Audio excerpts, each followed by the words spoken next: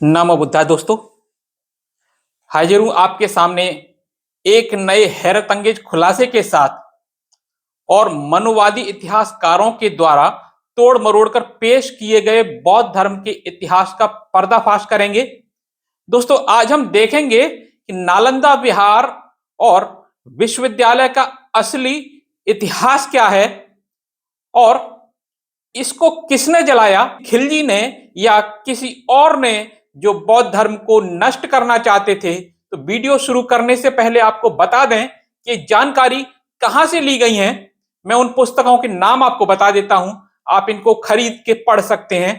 पहली है एनसीईआरटी की कक्षा 11 की पुस्तक प्राचीन इतिहास। दूसरी, भारत का प्राचीन भूगोल अलेक्जेंडर कनिंघम के द्वारा लिखी हुई। तीसरी, वैदिक युग का घालमेल और उसके लेखक हैं राजीव पटेल। चौथा, इत सिंह की भारत यात्रा और पांचवी, फाहियान की भारत यात्रा। सबसे पहले आपको बताना चाहूंगा कि मनुवादियों ने इसके बारे में क्या दुष्प्रचार किया है और बचपन से ही बच्चों को यही उनकी पाठ्य पुस्तकों में पढ़ाया जाता है। इसलिए मैंने 11वीं क्लास की पाठ्य पुस्तक का संदर्भ भी लिया है, जिसमें लिखा है कि नालंदा आदि कुछ और बौद्ध विहार तो 200-200 गांव से तहसीलते थे, यानी कि वहां से टैक्स इकट्ठा करते थे। 7वीं सदी के आते आते बौद्ध विहार आलसी लोगों के प्रभुत्व में आ गए थे और उन कुकर्मों के केंद्र बन गए थे जिनका बुद्ध ने कड़ाई से विरोध किया था। बौद्ध धर्म का ये नया रूप वज्रयान के नाम से प्रसिद्ध हुआ। बिहार में अपार संपत्ति और महिलाओं का प्रवेश होने से उनकी स्थिति और भी बिगड़ गई। बौद्ध भिक्षु नारी को भोग की वस्तु समझने लगे। कहा गया कि एक समय बुद्ध ने अपने प्रिय शिष्य आनंद से कहा था कि बिहारों में यदि महिलाओं का प्रवेश यदि न हुआ तो यह धर्म 1000 वर्ष तक टिकेगा, लेकिन जब स्त्रियों को प्रवेश का अधिकार दे दिया गया तो यह धर्म केवल 500 वर्ष तक टिकेगा। अब आप देखिए, लेखक रामचरण शर्मा ने बौद्ध धर्म को बदनाम करने में कोई कोर कसर नहीं छोड़ दी है। भगवान बुद्ध कभी महिलाओं के विरोधी थे ही नहीं। बुद्धिज्म से ज्यादा समता की भावना किसी अन्य धर्म में नहीं मिलती है।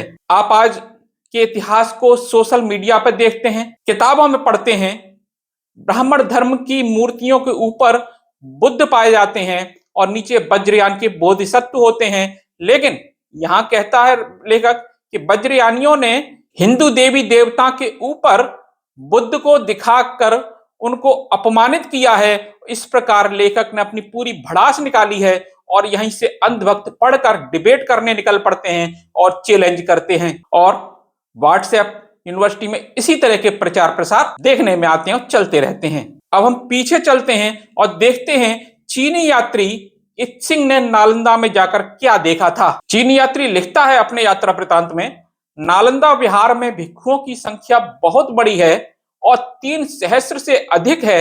एक स्थान में इतने लोगों का इकट्ठे होना कठिन है। इस विहार में 8 महाशालाएं, हॉल यानी कमरे और 300 कोठरियां हैं। प्रत्येक भिक्षु के सुबीते के लिए पूजा केवल अलग अलग ही हो सकती है। इसलिए रीति यह है कि प्रतिदिन एक स्तोत्र गाने वाले को भेजा जाता है। वह एक स्थान से दूसरे स्थान पर भजन गाता हुआ घूमता है और आगे आगे धूप और फूल लिए हुए बिहार के साधारण सेवक और बच्चे जाते हैं। वह एक महाशाला में दूसरी में जाता है और प्रत्येक में पूजा के भजन गाता है। वह हर बार उच्च स्वर में 3 या 5 श्लोक बोलता है और उसकी आवाज चारों ओर सुनाई देती है। संध्या समय वह इस कर्तव्य को समाप्त कर देता है। इस स्तोत्र गायक को बिहार की ओर से कोई विशेष पूजा भेंट दी जाती है। इसके अतिरिक्त कुछ ऐसे मनुष्य हैं जो गंधकुटी यानी विहार की ओर मुंह किए हुए अकेले बैठे हुए हृदय में बुद्ध का गुणगान करते हैं। कुछ दूसरे लोग ऐसे हैं जो बिहार में जाक यानी एक छोटे से दल में अपने शरीरों को सीधा रखते हुए एक दूसरे के साथ घुटनों के बल बैठ जाते हैं और अपने हाथों को पृथ्वी पर रखकर अपने सिरों से पृथ्वी को छूते हैं। इस प्रकार त्रिगुणित वंदना करते हैं। यह पूजा की विधियां जो पश्चिम में प्रचलित हैं।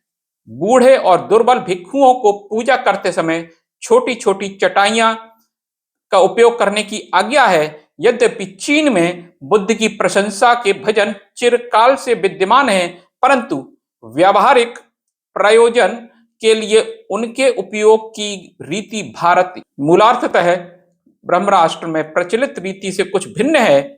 जो शब्द बुद्ध के लिए धन्य के साथ आरंभ होते हैं और चीन में बुद्ध की पूजा के समय व्यवहार किए जाते हैं, वे एक लंबे निर्विकार स्वर में गाए जाने चाहिए और नियम यह है कि एक बार में 10 या 20 श्लोक इस प्रकार गाए जाएं।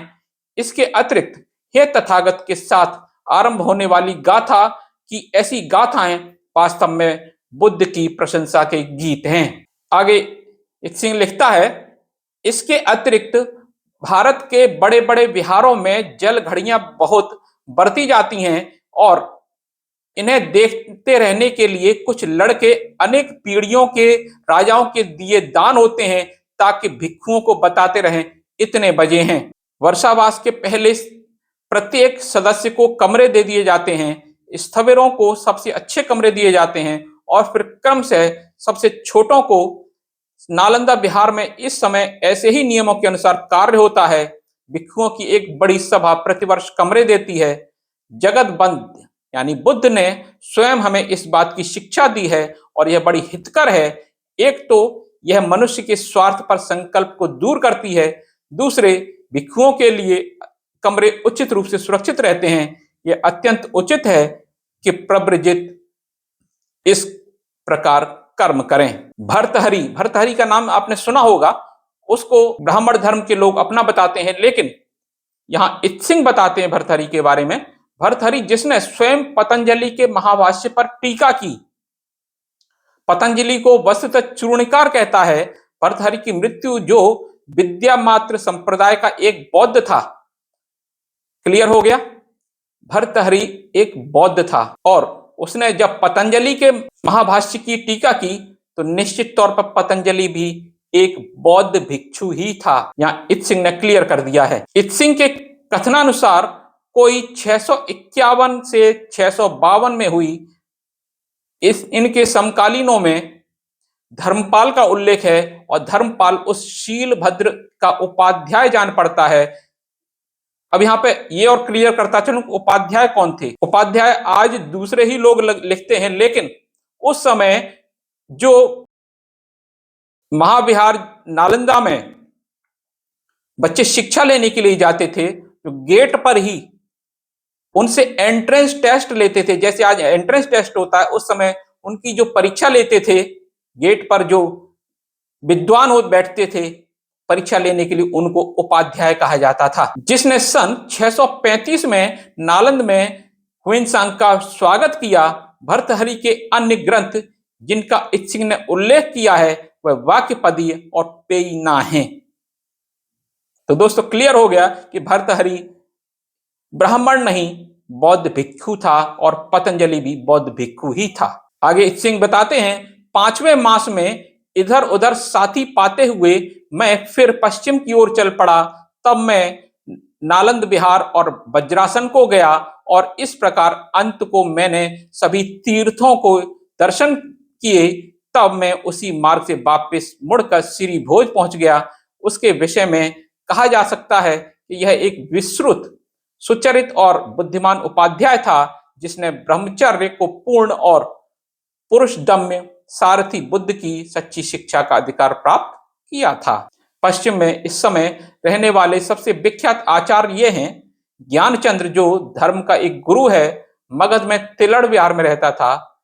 नालंद बिहार में रत्न सिंह, पूर्वी भारत में दिवाकर मित्र और अति दक्षिणी प्रांत में तथागत गर्भ रहता है।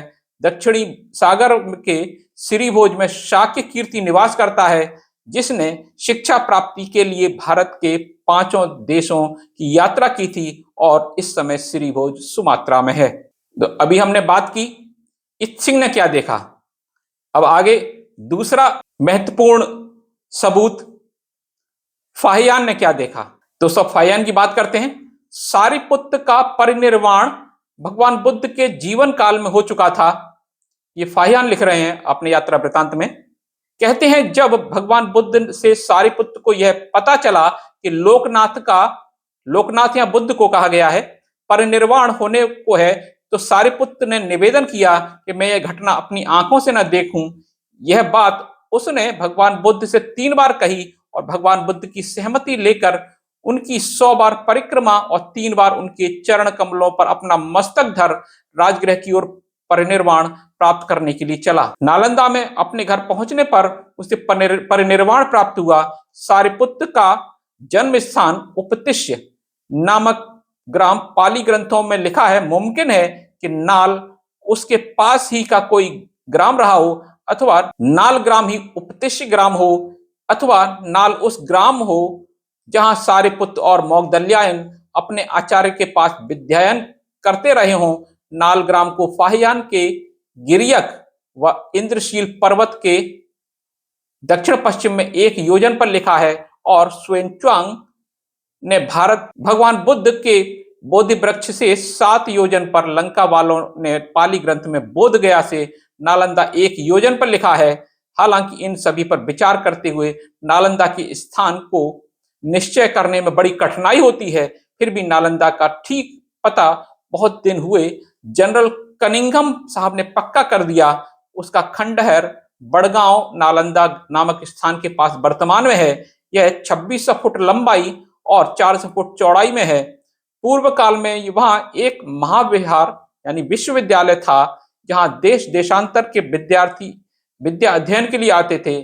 फाहियान ने वहां केवल एक धम्म स्तूप का उल्लेख किया है, जो सारिपुत्त के परिनिर्वाण के स्थान पर बना हुआ था। सुएनच्वांग का कथन है नालंदा में एक बहुत बड़ा महाविद्यालय था। वहां उसने शीलभद्र आचार्य से योग शास्त्र पढ़ा था।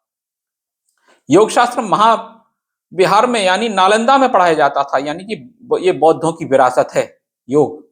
यहीं पर उसने विभिन्न धर्म ग्रंथों का अध्ययन कर अपनी अनेक शंकाओं का समाधान कराया था। यहीं उसने व्याकरण शास्त्र और ब्राह्मणों के अन्य ग्रंथों का भी अध्ययन किया था। यह नालंदा का प्रसिद्ध विश्वविद्यालय बिहार प्रांत में था और जिसके खंडहर अब भी मिलते हैं। दोस्तों अब हम देखेंगे कनिंघम व अंग्रेज, जिसने भारत का असली इतिहास सभी के सामने निष्पक्ष रूप से रखा। नहीं तो अंग्रेजों के आने से पहले भारत में कोई सम्राट अशोक का नाम भी नहीं जानता था। बौद्धों का गौरव नालंदा, जिसके बारे में सर कनिंघम ने क्या लिखा है, अब हम जरा वो देख लेते हैं। उन्होंने लिखा है राजगृह यानी राजगीर से ठीक उत्तर में 7 मील की दूरी पर बड़गांव नामक एक गांव है, जो प्राचीन सरोवरों एवं ध्वस्त किलों से प्राय घिरा हुआ है। मैंने जिन स्थानों की यात्रा की उन सभी की अपेक्षा यहाँ अधिक कलापूर्ण एवं अधिक संख्या में मूर्तियां प्राप्त हुई हैं।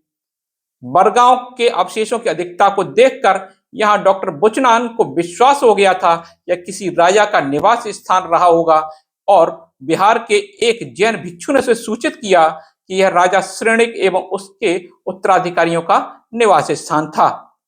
ब्राह्मणों का विश्वास था कि यह अवशेष कुंदिलपुर नगर के अवशेष हैं, जो कि श्री कृष्ण की एक पत्नी रुक्मिणी का प्रसिद्ध जन्म स्थान है। परंतु चूंकि रुक्मिणी विदर्भ अथवा बरार के राजा भीष्म की पुत्री थी, अतः यह संभव प्रतीत होता है कि ब्राह्मणों ने उसे बरार के नाम स्थान पर बिहार समझने की त्रुटि की हो, जो बरगांव से केवल 7 मील की दूरी पर है। अतः मुझे ब्राह्मणों के कथन की सत्यता में संदेह है, विशेषकर जब मैं यह सिद्ध कर सकता हूं कि बरगांव के अवशेष भारत में बौद्ध शिक्षा के सर्वाधिक प्रसिद्ध स्थान नालंदा के अवशेष हैं। पूरी गारंटी के साथ कहा कनिंघम ने। आगे कनिंघम कहते हैं बरगांव के खंडहरों में ध्वस्त टीलों के अनेक समूह हैं, जिनमें सर्वाधिक महत्वपूर्ण उन्नत नुकीले टीलों की पंक्ति है, जो उत्तर तथा दक्षिण दिशा में फैली हुई है। यह उन्नत टीले नालंदा के प्रसिद्ध मठ के से संबंधित विशाल मंदिरों के अवशेष हैं। नालंदा के विशाल मठ का 1600 फुट लंबे और 400 फुट चौड़े ईंटों के खंडहरों के विशाल समूह में चतुर्भुजाकार खेतों में देखा जा सकता है। यह खेत 6 छोटे मठों के आंगनों का संकेत देते हैं। विंसांग के अनुसार यह छोटे मठ विशाल मठ के भीतर बने हुए थे, जिनमें 8 आंगन थे। इनमें 5 मठ एक ही परिवार के 5 शासकों द्वारा बनवाए थे एवं छठा मठ उनके उत्तराधिकारी द्वारा बनवाया गया था, जिसे मध्य भारत का राजा कहा गया है। तो ये तो विवरण था जो कनिंघम ने देखा। अब दीपक पटेल की पुस्तक से बात करेंगे और पुस्तक का नाम है वैदिक युग का घालमेल। आप इस पुस्तक को अमेजॉन से खरीदकर पढ़ सकते हैं। और यहां लिखा है, यह सम्यक संस्कृति में उच्च शिक्षा का सर्वाधिक महत्वपूर्ण और विख्यात केंद्र था। वर्तमान बिहार राज्य में पटना से 88.5 किलोमीटर दक्षिण पूर्व और राजगीर से 11.5 किलोमीटर उत्तर में एक गांव के पास अलेक्जेंडर कनिंघम द्वारा खोजे गए इस महान विश्वविद्यालय की भग्नावशेष इसके प्राचीन वैभव का बहुत कुछ अंदाज करा देता है। यहाँ 10,000 छात्रों को पढ़ाने के लिए 2,000 शिक्षक थे। प्रसिद्ध चीनी विद्वान यात्री वेनसांग और इत्सिंग ने कई वर्षों तक यहाँ सम्यक संस्कृति व दर्शन की शिक्षा ग्रहण की थी। इन्होंने अपने यात्रा वृत्तांत में नालंदा के विषय में काफी कुछ लिखा है। वेनसांग ने लिखा है कि सहस्रों छात्र नालंदा में अध्ययन करते थे और इसी कारण नालंदा प्रख्यात हो गया था। दिन भर अध्ययन में बीत जाता था। विदेशी छात्र भी अपनी शंकाओं का समाधान करते थे। इत्सिंग ने लिखा है, विश्वविद्यालय के विख्यात विद्वानों के नाम विश्वविद्यालय के मुख्य द्वार पर श्वेत अक्षरों में लिखे जाते थे। इस विश्वविद्यालय में भारत के विभिन्न क्षेत्रों से ही नहीं बल्कि कोरिया, जापान, चीन, तिब्बत, इंडोनेशिया, वर्मा, मलेशिया, लंका जैसे अन्य देशों के भी विद्यार्थी शिक्षा ग्रहण करने के लिए आते थे। नालंदा के विशिष्ट शिक्षा प्राप्त छात्र बाहर जाकर बौद्ध धर्म का प्रचार करते थे। यह विश्व का प्रथम पूर्णतः आवासीय विद्यालय था। ध्यान देना दोस्तों, यह विश्व का पहला पूर्णतः रेजिडेंशियल स्कूल था एवं सुनियोजित ढंग से और विस्तृत क्षेत्र में बना हुआ यह विश्वविद्यालय स्थापत्य कला का अद्भुत नमूना था। इसका पूरा परिसर एक विशाल दीवार से घिरा हुआ था, जिसमें प्रवेश के लिए एक मुख्य द्वार था। उत्तर से दक्षिण की ओर मठों की कतार थी और उनके सामने अनेक भव्य स्तूप और मंदिर थे। इन सभी स्तूपों में भगवान बुद्ध की विभिन्न मुद्राओं में मूर्तियां बनी हुई थीं। केंद्रीय विद्यालय में 7 बड़े कक्ष थे और इसके अलावा 300 अन्य कमरे थे जिनमें लेक्चर हुआ करते थे। कमरे में सोने के लिए पत्थर की चौकी होती थी। दीपक, पुस्तक आदि रखने के लिए आले बने हुए थे। प्रत्येक मठ के आंगन में एक कुआं बना हुआ था। 8 विशाल भवन, 10 मंदिर, प्रत्येक मंदिर में भगवान बुद्ध की मूर्ति, अनेक प्रार्थना कक्ष और अध्ययन कक्ष के अलावा इस परिसर में सुंदर बगीचे और झीलें भी थीं। लेकिन सम्यक काल की इतनी भव्य और ज्ञानप्रद विश्वविद्यालय को बख्तियार खिलजी ने धावा बोलकर नष्ट क्यों किया?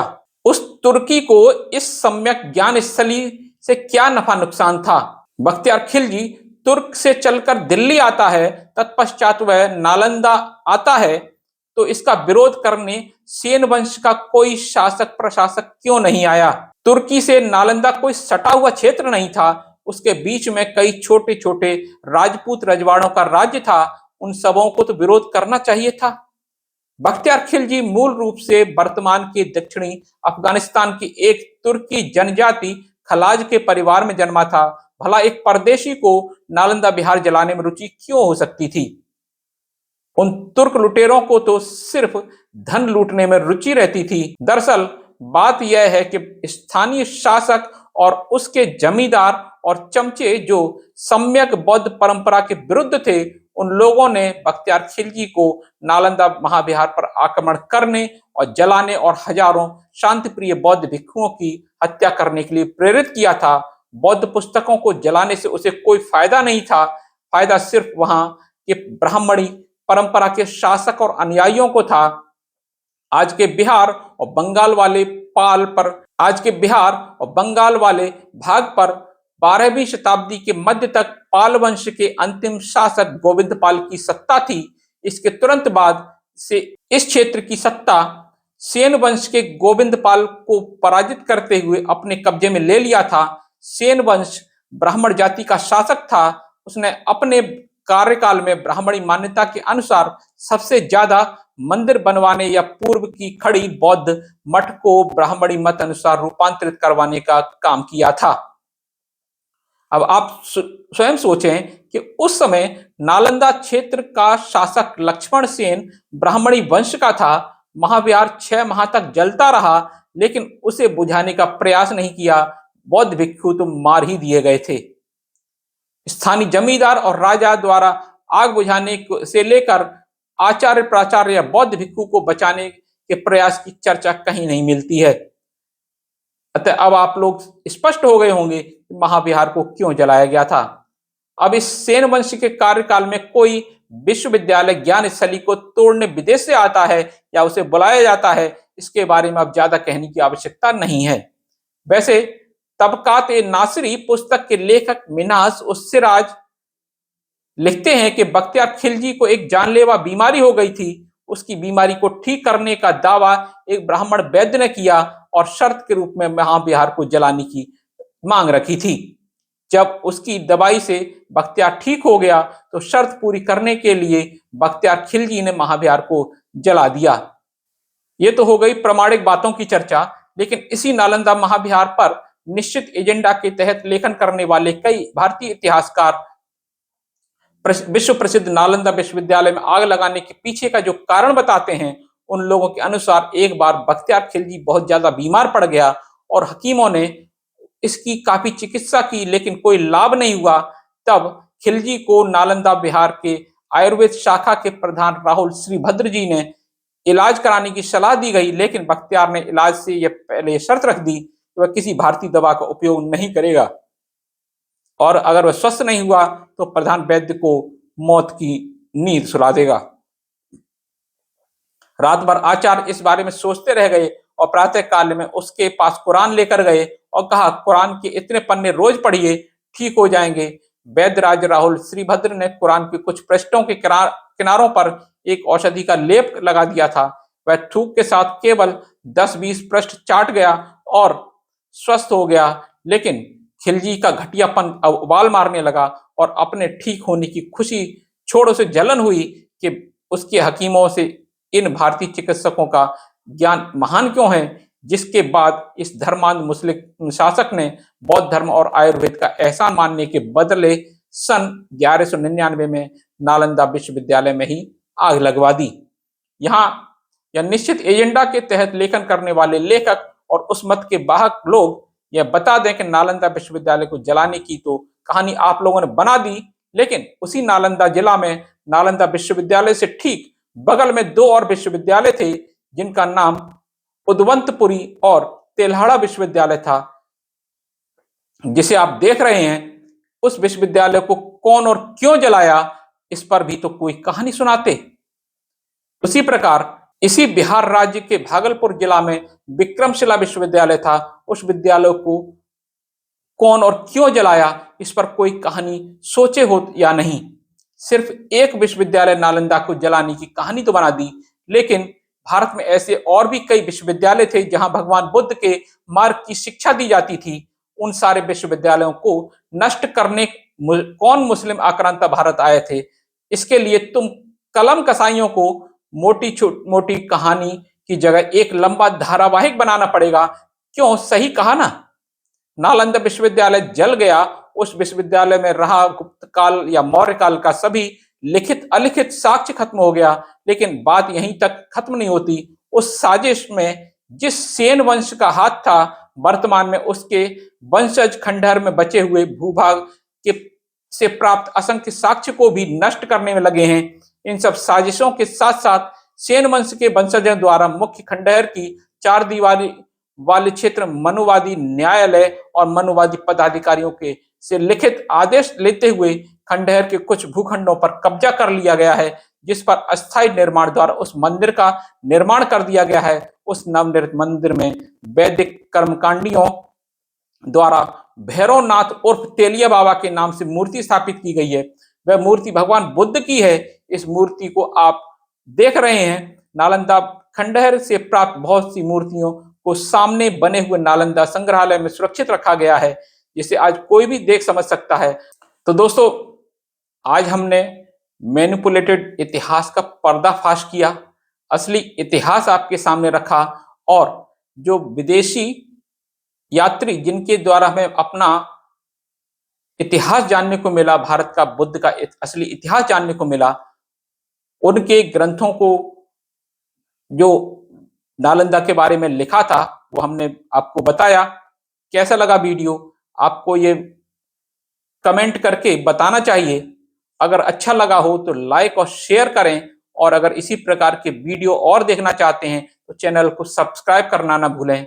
मिलता हूं किसी अन्य वीडियो में जो इसी प्रकार का होगा। तब तक के लिए नमो बुद्धाय।